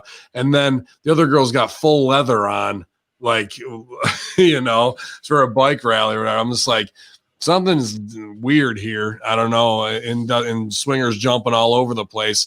It just, the energy was confused. I don't know. And we're definitely building towards Madison Rain going over. And I think that's maybe the fix that they've put on this whole thing, because like, we're just going to put on masks and we can trust her. We know, like, we don't have to deal with these kids, you know. I don't know. Did Jordan Grace, you think, I hope she didn't because she's super young, but did she have kind of like the Botox face where only her bottom jaw was moving a little bit? Maybe I'm just looking for it too much after seeing Carmella and everything, but like something seemed off with not just that, but not just that, and maybe I'm just being nitpicky because how she was sitting, but like the way she was even sitting on the couch, it just, I don't know. She had her legs open. It felt very blasé. It didn't feel like it was her. Weird, man. Yeah. Something was weird. Like I kept looking over at her, and I'm like, I hope these women stop getting both. I don't think why would she? She's super young and she doesn't have any reason to do it. But I get so many migraines from all the people who are like sending me DMs. I mean, that's one discussion we can have, but there's something really like with these young girls getting this shit done, whether it's Dana Brooke and all of them, bro. You just see their face and it looks like they're a Stepford wife, like there's Howdy Doody or some shit, like only their bottom jaw moves. Well, that's also, I think, more or less a reflection, too, of American advertising and print, right? When these girls are growing up constantly with these perfect image-looking girls, like, you know, as far as these celebrities, and now they have the money to make themselves look like these women that they've idolized all their life. So I think there's probably some deeper-rooted psychology there. I don't know. I just wish they would get rid of Botox in general, because it actually the drug itself. Well, doesn't it help with eye migraines though? I thought it helps with migraines. It can help with migraines, and specifically I would say probably its most prominent use is for muscle spasticity for those that have cerebral palsy. But the price of it gets driven up by people that get it cosmetically so they can look a certain way. So that's really the sad tragedy of it, is they're doing it to look a certain way, which really I don't feel makes them look any more attractive. It makes them look more robotic over time. But like I said, the sad truth is it's actually causing people that medically need it to be able to function and have a decent quality of life on a daily basis, those that suffer from cerebral palsy, from having to spend more money, which is already an expensive pathology to have, and you're having to spend more money because people want to look a certain way. It's just ridiculous. Wow, I didn't know any of that. Yeah, I didn't know that information. Next week's conspiracy horse. No, I'm just kidding. But no, it's true. It's there you go. I didn't know that. It was good stuff to know. Well, after that, Tommy Dreamer starts his investigation. He starts questioning referee Brandon Tolley on what happened to officiate the Falaba and who officiated the Falaba and Johnny Swinger match a couple weeks back. If he had anything to do with Bravo's injury, Dreamer doesn't get much out of him. I think cerebral palsy should use that as a tagline. People with cerebral palsy are the most beautiful people in the world because they're getting like you play off the Botox thing and use that as a fucking reverse model and like as a wink nod. I just had to get that out. He's Sherlock Holmes and he's interviewing everybody. Yeah, so Sherlock Holmes Sherlock Dreamer after he interviews the referee, then Swinger and Cody Deaner come in. They're bickering back and forth, and then Tommy Dreamer does yell out, "Match time!" And then Deaner's like, "No, that's the wrong show, dude." Then Dreamer tells them to both come back after their match. So the question they Impact posted on Twitter is, "Who's shot Johnny Bravo?" What do you think of this, President Ted? In general, I like the story and where they're going with it. I agree with Ben. I think there's opportunities where they could definitely heighten some of these scenes, but I like the gist of it. I think there's opportunity for a lot of places we can go with it. And so I didn't think this was bad. I thought it was fine. I didn't think it was, outstanding or, earth shattering, but at the same time, it was a decent piece of business, and it continues the story of who shot Johnny Bravo. Any comments, Ben? Yeah, I'm not going to keep bagging on it for the way it looked, because I know what I just wanted, and that's the way it is. But Diener and these guys are perfect in these scenes, dude. Like, that's they're made for this, to get over with just a little bit of character, and then they can go out and hit a DDT, and that's believable in their match, because we're getting Swinger versus Diener. And I'm just pumped about that. And like, before we even get to it, so it was wrestle craptastic. I liked it. K-Bob, if you want to go ahead and tweet out Busted Open Radio, tweet out Dreamer versus Bully Ray with the donut on a pole match, and make sure you tag Dippin' Donuts. Great idea. I like that. Go ahead and do that now. So because he posted he said he can't wait for the donut on a pole match against Bubba Ray. I just posted a delicious donut picture actually today. Oh, there you go. Send it to him. But yeah, go tag them. After that, we got another segment, or what we thought was going to be defeat Rohit. Is Rohit comes out, makes down the challenge, and god damn, dude, I had a maple brown sugar glazed donut the other day. Oh, so good. This is their best donut. The blueberry glazed is. I like blueberry goo glazed. It sounded like you said goo glazed. Well, if you hadn't shut down 2CW, maybe I could have had some later this year, but you shut it down. So now I can't get Dippin' Donuts. Nope. It's all right. Come Jeffersonville, Indiana, January 16th. Dream Pro. We don't have those, but we have. So we get other stuff. Yeah. So Rohit waits patiently for about 30 seconds, which was weird. It was kind of a while that they let him wait. And then the music hits, and it's TJP. Raju immediately turns. TJP advances down, tells him that he isn't there to challenge him. Instead, he wants to discuss what happened during the six-way scramble at Bound for Glory. TJP is astounded by Raju's fighting style, his being a coward. And that's what he actually calls him, I believe. And then he runs down all his accomplishments in and out of Impact, talking about his New Japan, WWE, Cruiserweight Championship, X Division Championship, accolades, etc.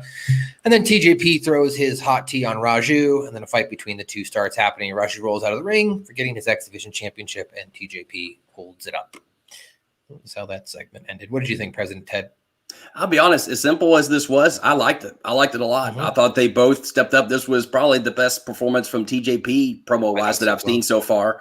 And Rohit always is good. And so I thought this made the match seem important. Both of them made solid cases for themselves as far as, TJP put over. And that's great, especially for people that tune in for the first time, have no clue who the fuck he is. He just told them why they should care about who he is and what he can do. Versus Rohit brought up another good point of, that's all great. Right now, you're not the champion. I am. So I thought this was a good back and forth, a good little promo piece, and I thought both shot here. I thought this was good. Yeah, they're both doing a little bit too much wrestling cliche, but it's wrestling. So where else are you going to do it? Yeah. And especially on this show, Impact of all places, I feel like can get away with being a little more cliche sometimes, not all the time. I got some breaking news here. Ted, I'm sorry you've lost, because according to this Twitter, Ben Hamin won. He says he won. So, I've won. He's won. Well, it sounds to me like we're going to have recount a debate.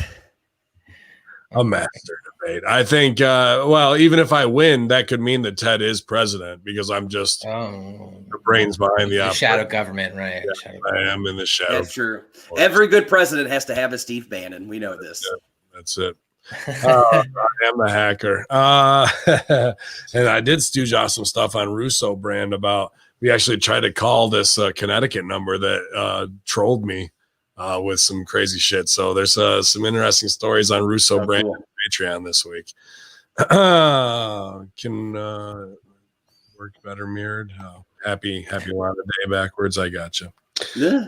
Good ribs. Yeah, man. What Rohit was doing to like heighten it up and draw him back in after he would leave. I like that game. Like, you're almost gonna go, and then it breaks down into violence finally, and they go to the back, and D'Amore's playing the character he should be in between them to set up the match.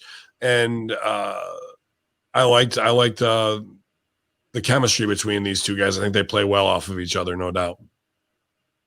And Rohit's killing it, man. In the gym, he's got a buddy he works out with who's an indie worker, I believe, in Michigan, and that guy's fucking jacked too. So I bet he's going to get an opportunity soon, man, because they're just training hard and showing they got what it takes. And I think a lot of guys in that locker room, you asked about the girls' locker room earlier, I think the guys' locker room are pushing themselves too, because if you see the work that Ethan Page puts in, and you're not motivated by that, going, shit, that guy, he's going to get a push, or you see him getting a push because of X, Y, and Z, because he's putting in the work. Rohit Raju is doing the exact same thing. So it's paying off for him. He's getting their spotlight, man, no doubt. And go back to your saying earlier. Oh, go ahead. Sorry. I was just going to say that I think that Rohit Raju, we can probably confidently say that Rohit Raju is now an official correspondent of the New Force Orders. He's made multiple appearances, and you can go back and listen to the Mando episode number 9 last week with him on it. The X Division champs. Go check that out. Go ahead. Absolutely. I was just going to say this was another point where we're establishing Scott D'Amore as a strong authority figure here. Yes. And maybe that is a point. I'm just hypothesizing, but because it could easily lend itself to, at some point, if Scott D'Amore gets either taken out or for some reason he's removed, it's just an easy, I feel like, storyline device to erupt Impact into chaos. And I think that will be something that you could play out in many different ways as well down the line. It doesn't have to be any time in the next month or year or whatever, but whenever they choose to have him be taken out of storyline on Impact, then that's going to be a driver for chaos and confusion. I think that could lend itself to be an exciting angle too, because he's clearly the one that's, he's running a tight ship, and they're trying to establish that, like, Scott D'Amore is someone you can't get over on. You know what I mean? Exactly. And that's what they've turned the corner in whatever it is. You watch Breaking Bad or The Sopranos, all of the characters are important in the cast.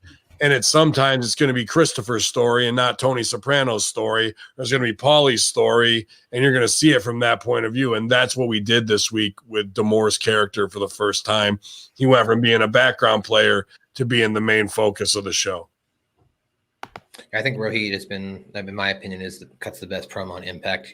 I agree. Right now. He's probably at home cutting promos an hour a day, just so, because he knows that's what it takes to put in the work. And then he uses his social media the right way, posing with the belt, little digs, retweeting other people, but then he gets himself over in character on the stuff. He's never just coming out of pocket to talk some shit while he's on Twitter. He definitely uses it as the weapon social media should be to enhance his character 100%.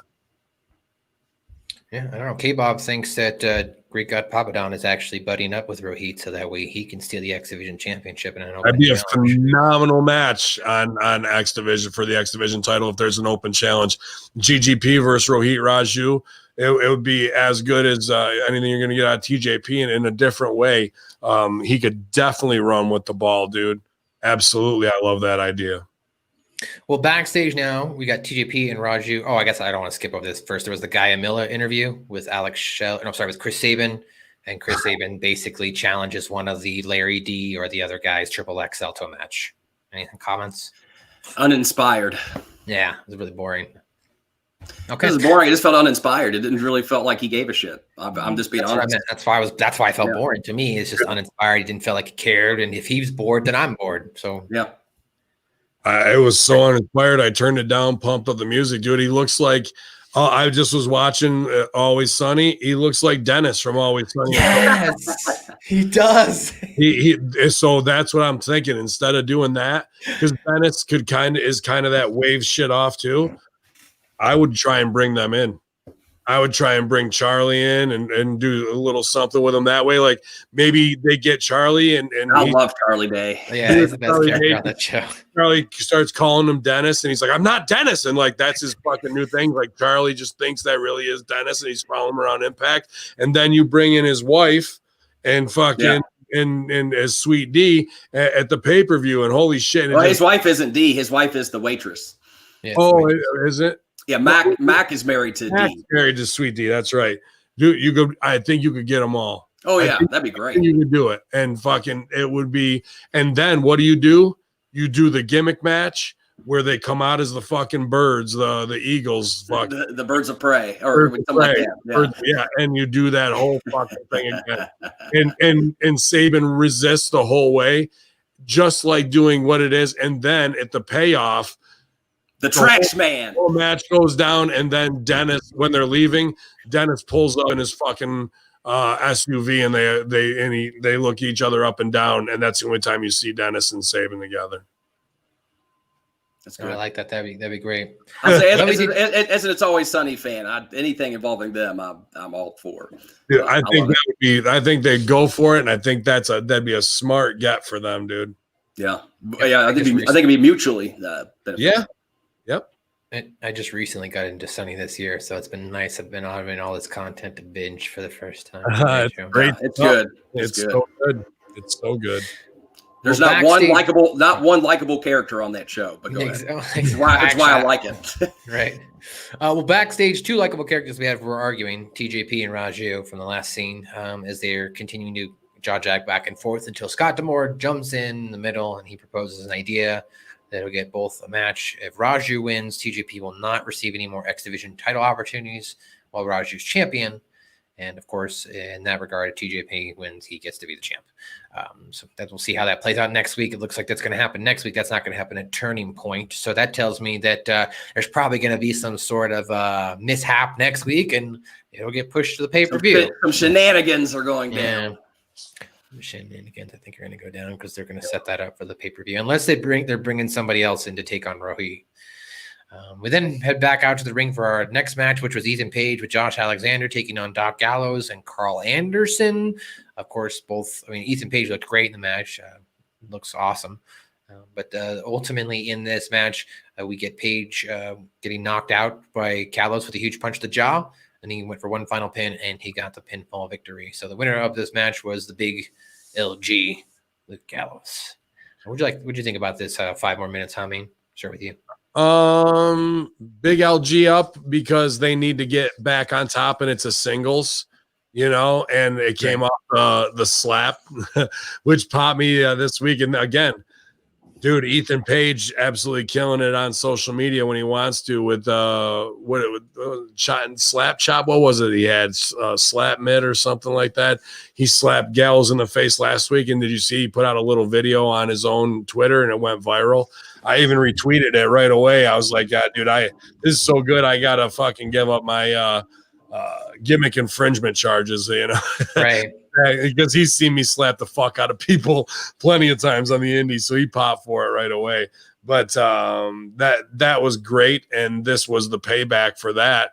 So they need their heat back after losing the title, and it's a singles, so he can go under there so they can do whatever in the tag match to go back over and do business. So I think this was good here, and it was a hard-hitting finish. Gallows looked strong. Yeah, I liked it too, and go ahead. Sorry, Ted.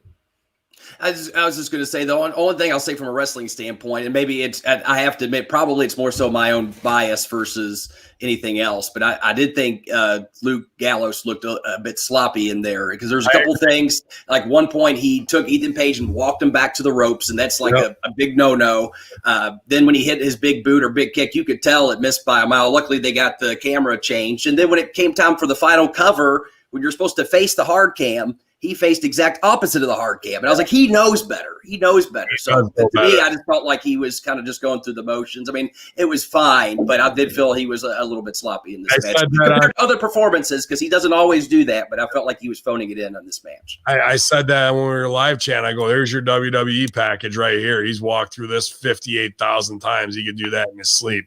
And you're right. It felt like that. It did. So yeah, especially when he backed him up to the ropes. Because and then what I'm talking about, for those that don't know, when you have someone you're getting ready to Irish whip them across the ring, a bad habit is especially with some younger wrestlers. You usually don't see older wrestlers do that. That's why I was surprised to see him do it. Is you don't walk your opponent slowly back towards the ropes to whip them off, because that's not real. You're not really going to politely walk someone backwards just to shoot them the other way. That's not how physics works. I just was watching the Tyson Dukes video, and he was doing knuckle locks. So boom, you can lock up, or you knuckle lock up, not a full lock up. Throw the one arm away, bend the other one in, put the pressure on the elbow, and then you pressure him back into the corner. You're using a joint lock or something to get him, not just let's fucking dance back to the corner so I can throw you into the other corner. That's indie bad. Absolutely, dude. It's the small things. And if they're supposed to be too sweet, the elite Briz you better have your shit tiz. Tiz. Not to mention he's twice the guy's size. Just shoot him off. You don't have to politely walk him back. You know what I mean? Yeah, no, not at all. And it was just to get into spot to run the fucking this is what I do, you know. All right, just to do their pre-plan, as Rip would say, to get in their pre-plan bullshit. and I say that as someone that's been guilty of doing it too, but you can't help someone that's been around. You still have to call it out. I call my best friends though, to be honest. You know, you can look at a lot of my tape, and I'll walk them right back in the corner like that, real bad. No, and that's why you're the shits. Yep. Yep. Oh shit. Go ahead, Matt. Yeah, no, it's fine. Yeah. So after that, then we did get a backstage interview with Brian Myers. Sorry. First it was Swoggle. I apologize. We got a backstage interview with Swoggle, and he's talking about his brand new book. But then we get Brian Myers who interjects, and after Brian Myers interjects, they both go back and forth until eventually a match will be made. You know, before we move on, though, I was trying to load this the whole time. You know what I liked? When Gallows hit Page and he had like this leaning tower of Page. I don't know if you can see it. Yeah, I can see that.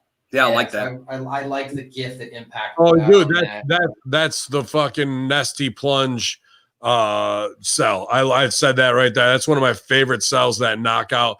It's what the Flair cell used to be, or what it should be, of like you're really out and you're just down, man. You're good, Matt. You can sit up. I'll stay there. Yeah.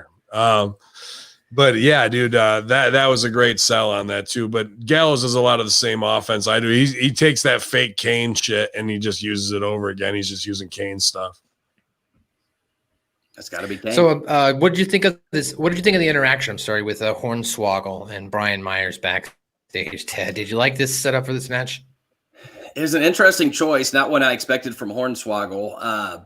I mean, I feel like they're just setting up Brian Myers for the losing gimmick again. Like he's going to lose to a midget and then he's going to lose, to a woman. Like I feel like that's what it's setting up. I could be wrong. I hope I'm wrong, because the last thing I want to see is a rehash angle again. But I can't help but feel like that's where they're leading us down.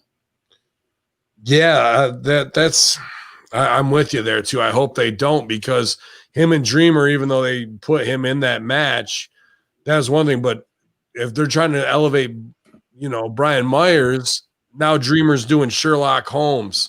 That was kind of like, well, you can't have him doing both as like the mentor, facing the fucking student and doing the wrestle crap on the same show. So that was a little confusing, because I want to see Brian Myers versus Swoggle, and Brian Myers just kicks him right in his fucking face and kicks his ass and even slams him hard. You know what I mean? We were like, fuck, dude, like stop doing that to the little dude. And that'd be good. If they go that route, yeah, I like that. Beat the fuck out of him, then somebody's got to run in, and that would be Dreamer, but it's not. So it's got to be somebody new. So who would that be if you're going to go the heat way? Otherwise, we're going to go on the comedy BS where, like you said, he's losing to girls, he's losing to dwarves, whatever it is. So I don't know, man. I hope he just kicks the shit out of him. That's better. Yeah, good heat. Hello? Matt, you froze? Uh-oh, you might be. Oh, boys. Yeah, we got. Here, I'll drop. Okay. I'll drop Mountain Drop, man. That'll teach him. Fuck that guy. Y'all, you there? You not hear me? Yeah. Now I can hear you. You just stalled for a minute. Okay. I think you're good now, though. Can you hear me? Yes. Okay. So next up, Cody Deaner, Johnny Swinger. What do you guys, I mean, I know you guys like these guys. So Dr. Ted, what do you think of the outcome and the match itself? Yeah, I feel like actually thinking about it, I almost, I guess this isn't a good thing, because I can't really remember much about it. So I guess it didn't really sink its teeth into my attention. But at the same time, I also don't remember anything egregious about it. So I guess it was rare times. I guess I don't really have an opinion either way. I guess it was fine, but it didn't really give me a lot. I guess whether they're going to start milking the fanny pack as an ongoing gimmick now, which is fine, but it still feels like nothing that really I felt like really intrigued with. And maybe it'll go somewhere where I am intrigued, but this just felt like something that happened, but it wasn't can't miss television. Yeah, it was just spin out from that little scene inside and Swinger up with the fanny pack gimmick because he put it over on the other piece that way. So I was surprised Swinger went over because I think Swinger can take losses and it doesn't hurt. Right. Exactly. I think Swinger losing in the reaction is 70% of what his magic is. You know what I mean? Mm-hmm. So I think losses for Swinger do more to serve his character. So he could have lost here, but him up and doing hotshot heel shit was fine too, because Cody Deaner's a guy who can also take a loss and be angry and brutish afterwards, and it's just as important in his character. I don't know if I like Big Jake at ringside and having Cody lose, though. That's kind of like right. Yeah, it's anti, or yeah, it makes it seem even worse for Cody. He had his own partner ringside, still couldn't put him away, and it kind of makes Jake have to stand there with his dick in his hand. Yeah, and there's the opportunity there for them to try and do something, or Swinger outsmarts him and throws Jake the weapon, and Jake gets caught with it, and Jake gets thrown out. You know what? In retrospect, now that I'm thinking about it, you know what they should have done instead of any kind of weapon?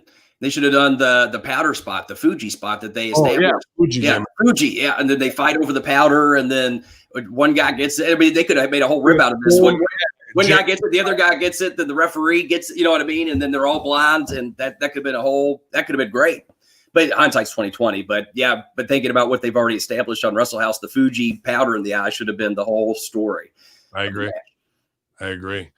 There was a lot left on the table there, but I think maybe this was thrown together. I don't want to say last minute because it's part of the Johnny Bravo thing, so they must have it thought out. You know what I mean? It seems like I would think. Yeah. I don't know. We're just missing some finer details, on this show this week. MSG, you there or no? He's blanked. He's blanked out. Oh, I can. He's on mute. He's got his mute. He's got his camera off. He's done. Who knows what he's doing over there? Who knows what he's doing over there? I'll continue though. I don't. Oh, wait, maybe he popped back up. Hey. Yes. Sorry, I moved. Was acting shitty in that room, so Interactive was acting horrible. So I thought I'd switched up. Am I doing better now? Am I not freezing? Your video's a little choppy. We can hear you fine. Yeah, that's the main thing. Okay. Okay. Up next, we had the self-proclaimed TNA World Heavyweight Champion Moose. He makes an announcement coming back from the commercial break. So he begins the interview by saying that in the last few months, he nor his title has been taken seriously. He admits that following his match with EC3 at Bound for Glory, he is now controlling his narrative. He lists all his accomplishments he's had in the company so far, especially all the matches he's won against former TNA stars. He doesn't understand why fans would rather talk about Rich Swann and his new title reign than his. He finds Swann's title to be second place to his, and then he threatens that he'll show Swann what pain looks like the following week, following his encounter with Willie Mack. What do you think? I thought that was a great promo from Moose. I did too. Laying down on the title, even it makes it credible. I don't know about the Men in Black outfit though, because I was just waiting for him to pull a Will Smith and make us all forget something, like hit the flashy thing. Even though he does look good in the suit, big man. But why are we keep believing in the TNA title though? Why is this his thing? Can we not find something stronger for a guy who's such a blue chip athlete than this? He's making the most out of it, but it still kind of makes him a rib unless he faces the Impact champion and then unifies him and goes over strong. What do you think, Beast? Well, it seems like they're kind of wanting to go there, and that was the thing I thought was interesting because he mentioned, at least if I remember right, wanting to go after Rick Swann and that title and how he took out Willie Mack.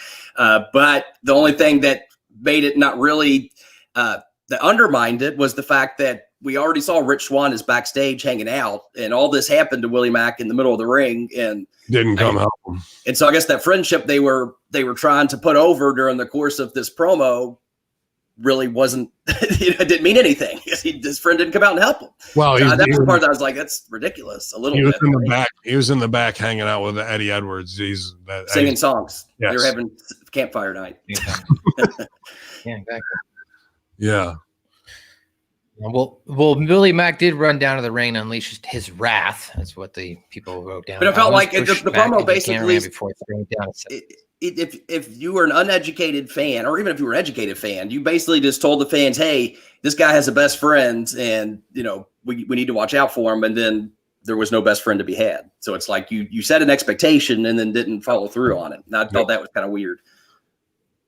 Well, that's because backstage he was hanging out with Chris Bay. Chris Bay came in, right? And he says that he tried to finesse his way into a championship opportunity until Rich Swann turned into Coach Swann, tried to motivate him. Hey, you can get a title opportunity. You just apply yourself and work your way up.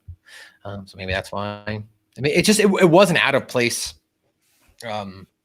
I don't know, promo, I guess, backstage. It was weird to immediately show Rich Swann hanging out backstage immediately after his best friend gets his butt kicked. Right. I kind of got an idea. I was thinking about pitching it Throw Heat, but I'll put it out here on the Impact Attack. If they want to do it, they can do it. They got a lot of cool guys, man. They got a lot of witty guys. The Rascals, Swan, Bay, Willie Mack could be good too. TJP, Rohit Raju. And then even get a Diener in there or something along those lines. And they should do snaps battle, back and forth, where they try and insult each other to see who's the best shit talker and that type of, like, the roast battle type shit. You know what I mean? I think that would be a good segment for them in House going forward, just because of the way that you're trying to finesse me, son. You can't get over on me. Like, I was like, ooh, there's something there, back and forth of those guys being able to cut promos how they want to. Yeah. Okay. Sorry, I got caught up. My ADD went crazy. Oh, good. Rohit Raju pile driver. Well, of course, as you mentioned, Bay wants Swan to get Impact Manager to issue a title match between them and then Swan. Sorry, you cut out. Can you hear me? Am I delayed? Yeah, you're delayed. I'm directly in now. I shouldn't be. Okay, I can hear you. Directly into the modem. Can you take me out and put me back in? Sure. And just when they take him out, they pull me back in. All right, let's pull him back in. Yeah. So weird. I'm directly into the modem right now.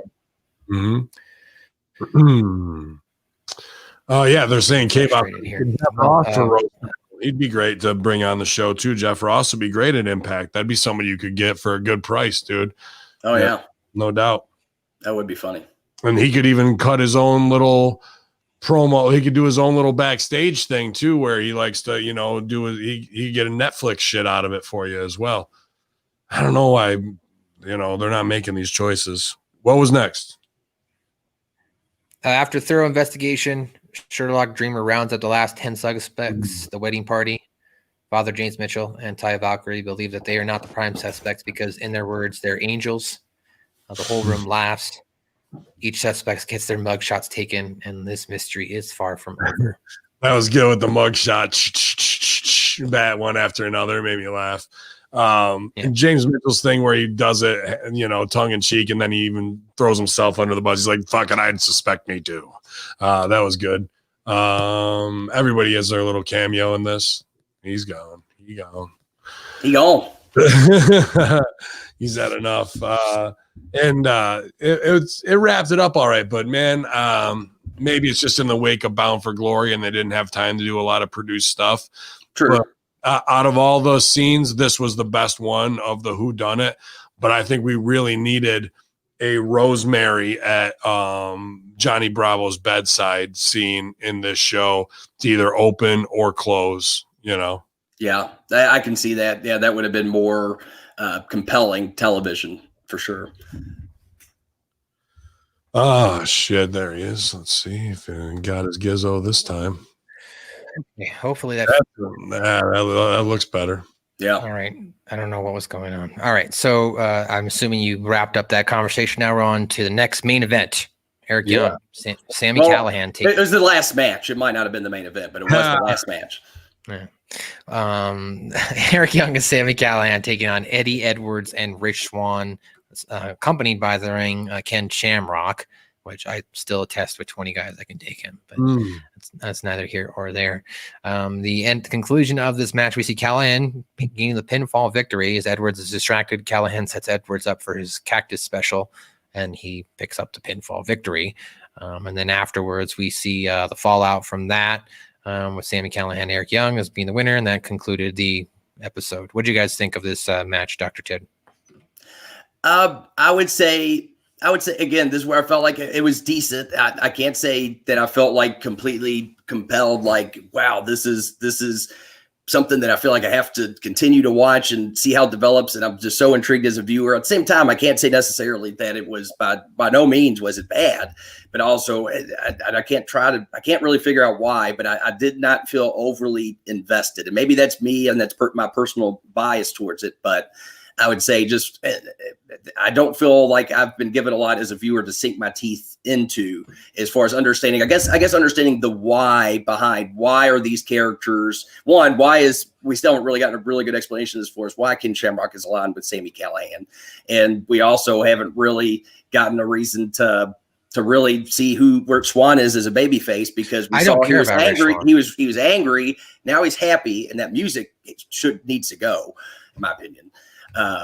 And I feel like character wise, there's no consistency with him. So I can't get behind him as necessarily a face. And yet I can't necessarily get behind the heels because I don't understand their motivations. And maybe that's why, just from a character standpoint, I'm not really understanding of what is going on. And really with any story or character, you should be able to describe in really 2 sentences, the basis of what you're watching. And I'm not able to do that with this story. Yeah, I don't care about Rich Swann right now. I feel like he's the filler champion. Like if I'm watching an anime show and there's the 5 to 10 episodes where they give you the filler before they get back to the main storyline, that's where I feel like we're at with Rich Swann right now, to be quite honest. Like I just don't have any sort of connection to his character or to his story. And I get it that he just became champion, but generally speaking, from a wrestling standpoint, you usually have something set up right away, right? For the guy that you've just built up. And it just kind of feels like that he's just being put on the show every week right now because he is the champ. Yeah, you guys aren't wrong. It's all about because we're the 3 best friends that anybody could ever have. The 3 best friends, because that's what this is. I liked it when I saw it in 2CW. Rich versus Eddie. Rich versus Sammy. Sammy versus Eddie. Sammy versus Rich. I've seen all this, and now you're seeing it on TV in the way that they went to D'Amore and go, we can tear it down, bro, and they can tear it down. But for right now, it's kind of lackluster on TV because the stakes aren't outlined, and we got a bunch of whole new business, and the pebbles in the pond that we dropped didn't really tell the story like its inception how we should. Maybe we can get back on track, but I think after last week, maybe those guys were just burnt. Not those guys in that storyline, but Impact as a whole was kind of like, oh, after getting their tits kicked in at Bound for Glory with all of the issues that they had, and then whatever's going on in their locker room. So we missed some things this week that they've really hit on character wise. So hopefully they can get back on track. But yeah, man, this was a main event that is kind of forgettable, right? So I wanted more heat from Shamrock and them. Like, you got him out there. You got to fucking use the world's most dangerous man. Like, people aren't even really selling that he's out there, bro. Like, we need to make Shamrock dangerous, as dangerous as he should be. That was another point, a very small action that Ken Shamrock did at the very end, but one that I felt also kind of undermined the business of he's just kind of just a cold-blooded killer now. Is when they won, he gave Sami Callihan a very almost like a collegial pat on the back, like, good job, buddy. And that was like, it took me away from, okay, he's not a robotic killer. He's like, hey, good, he patted it. Is a small act, but it did take me out as a viewer to say, okay, that's not the cold-blooded killer that I remember is like the Terminator that we've seen in the past couple weeks. Classic heel attaboys. Yeah. Oh yeah, man. That's about the fucking long and short of it. We go off with that, and Melissa Santos looked as cute as always on twitch.tv/Impact Wrestling. Well, that was it, guys. That's another edition of your Impact Attack, your Impact Wrestling review. I'm your host on the scene where the air is green, and I'm not light and green right now. But you can follow me on Twitter and Instagram at Matthew_Schaffer. Check out the brand new episode of the Check My Badge podcast, episode number 47, which is out right now on our YouTube, Hamin Media Group, Rat Salad Review, and R&R Pod Network. You can also check out, as Ben mentioned, the brand new War on Morons 6-star search. That's up on Hamin Media Group, as well as a brand new episode of the Wednesday Locker Room with Billy Ray AOC, I think that's what we're calling him now, and Strangler Steve King. So that is up, and I will be back. I'm coming back. I have tomorrow off, so I will be back for Light the Fuse. With my boys. Awesome, man! So great. And Hamin tomorrow, so I will be here tomorrow. Yeah, Like the Fuse. I just saw a piece of news that literally just came in. Apparently, WWE has filed to cancel their trademark of Cody Rhodes, and the cancellation itself was finalized this morning. So good for them. Not that that's, earth-shattering news, but I know that's been a battle for a while now. We'll talk that's for sure, man. And Ryback's been going hard on him for the same thing. So who got a deal done and who didn't? And we'll see which way they release things, man. Well, that's interesting. Either that or maybe that's a way they're trying to save face with all the Twitch and third-party stuff and them owning people's names and them. Sure. And they just figure it's an easy bone to throw out because it's no real money lost to them. You know what I mean? Like AEW's ratings aren't going to go up because now he can call himself Cody Rhodes. You know what I mean? So it's like maybe that was just a little save face they throw a bone. Like, no, we let him have his name back. You know what I mean? I don't know, but I'm just hypothesizing that might be one of the rationales as to why they were like, screw it, let's let them have it and try to save a little face. Don't forget to also check out patreon.com/Hamin Media Group. Apparently, Ben had a special guest. I don't even know who it is. I'm going to have to get the stooge when we get off here. But he had a special guest on the last watch along, guys. Go ahead and sign up there. Even if you don't sign up for the full $5 Face Lab, guys, if you can afford $1, I mean, we're giving you tons of content on a monthly basis. That $1, it supports the Hamin Media Group feeds. Ben has to pay for 2 feeds. He's paying for Hacker Hamin and Hamin Media Group, guys. So that $1, even if it's, adds up to $300 over the full year, that pays for the feeds, and you can continue to get your free content. So if you can afford $1 or, what is it, 10 cents a day at this point? I don't know what we're doing math-wise, but 5 cents a day. I don't know. Just donate $1. Anyway. Go ahead. And you can be an infidel moron. And I do include things on the infidel moron tier once in a while. The Tracy Smothers watch along I put out for that, obviously. I want everybody to see that. And it was good doing the final part of the OVW watch along with my special guest who was in the main event and seeing actually the very origins of Ryback, the very first words on OVW TV of Ryback. So great stuff over there. I appreciate you guys enjoying it. I got some stuff to do for the marketing tier. I'm trying to get just the aesthetics and the vernacular and people's acumen on the same page before we can start moving forward. And that's going to take a couple months so we can all learn together. But I put up piece on SWOT analysis, strengths, weakness, opportunities, and threats, and then also the follow-up piece on identifying strengths. So I have to work on the weaknesses part, which is my favorite part because there's great opportunity in every weakness. Come find out what that is at patreon.com/Hamin Media Group. Want to say thanks to people who bought the Vince Russo Bro coffee at thebrosters.com. Guys, get it ready for the holidays. It's a 5-pound bag out now. So when we go into quarantine here in the next 20 minutes or so, you'll be all set for that. And the ZordosOliveOil.com. Cook all your favorite holiday dishes using ultra premium Greek Zordos olive oil, and it's going to be the best they ever had.